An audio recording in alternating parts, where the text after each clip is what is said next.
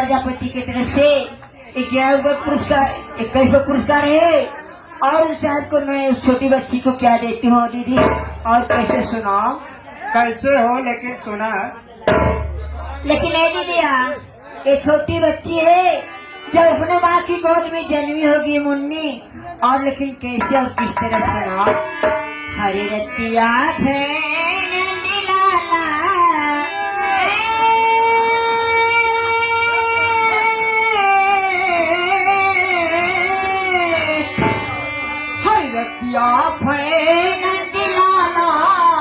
जगत आप सोई गए।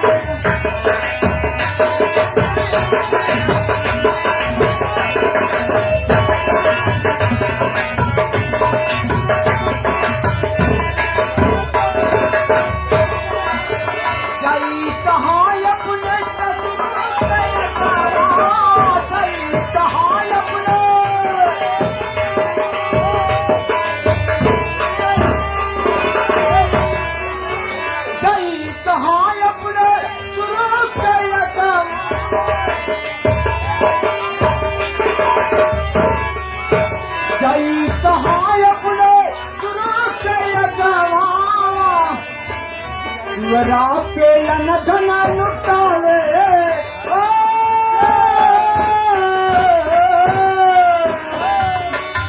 राके धने लुटावे जगत आप सोई गए।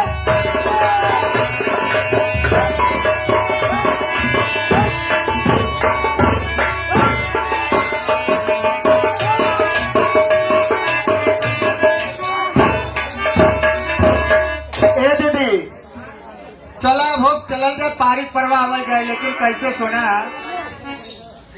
हर माटी हम ही बड़ी माटी हम ही बने पे तोला हंसी खिले तक पर